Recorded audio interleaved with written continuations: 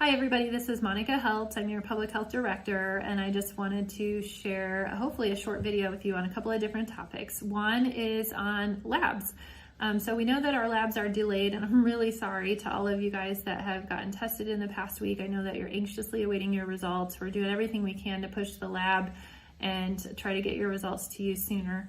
How that affects other things, however, is if you're anxiously looking at our dashboard, or maybe hopefully looking at our dashboard of our cases, and you're seeing that it looks like in the last week they've gone down, I would say not so much.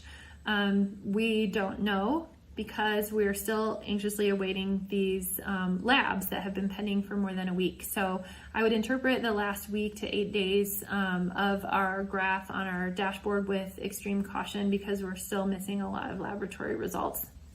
And I don't think it's just from our site, because other agencies are using those same labs that are getting delayed. So again, just use caution with those interpretations. The other thing I wanted to talk about was schools. I know that schools are a hot topic for all of us. It's near and dear to our hearts. We have kids in schools. I have kids in the schools, and you're probably wondering what, if any, kind of guidance is out there, and what, if any, guidance are we following? So I just wanted to briefly cover that.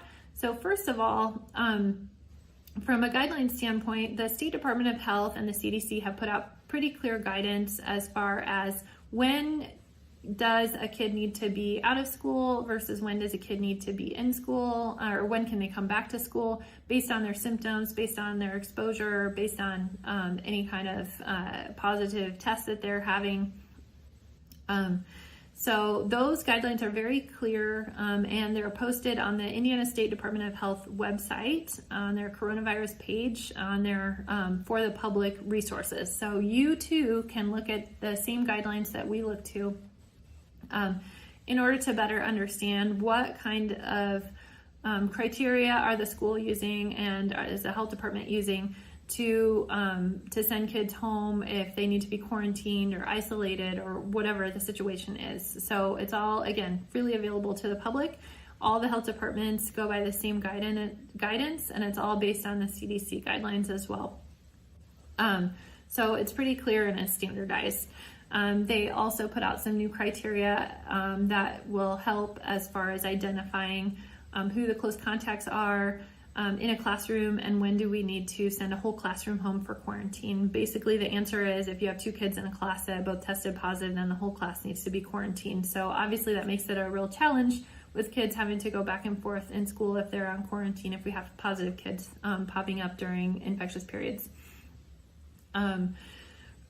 So the other thing I just wanted to note is some people have some questions about benchmarks for schools and what are some appropriate metrics that we could use to decide when to open school. And I wish that we had clear guidelines like we do for the other items from the State Department of Health or CDC, but we don't. At this point, there is no national standard as far as what the benchmark criteria should be.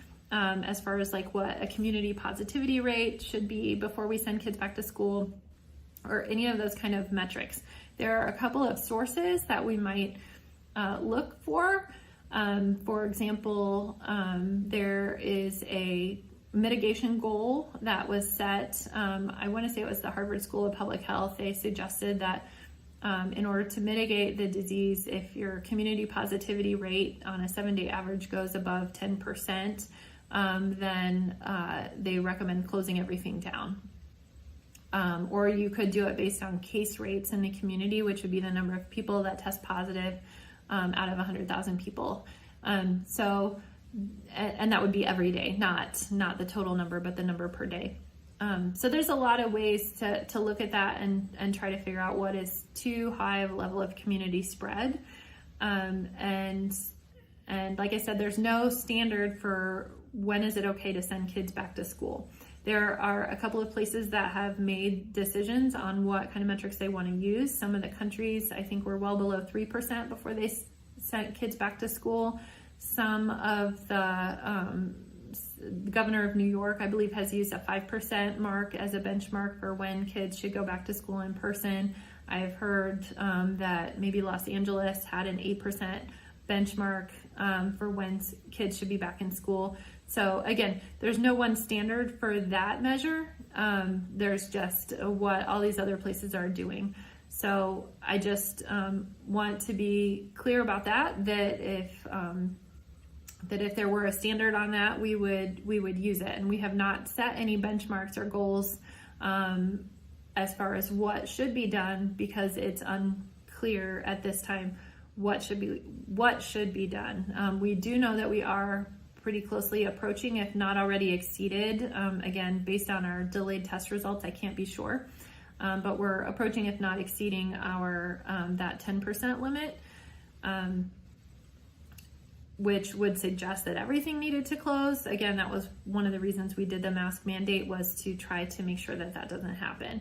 So I just wanted to kind of let you in on some of those data sources, so that for those of you who are really interested in this, or really are looking for a little bit more information, that you'll know where to go and what kind of information sources we look at when we're perusing the data. Thanks. Bye.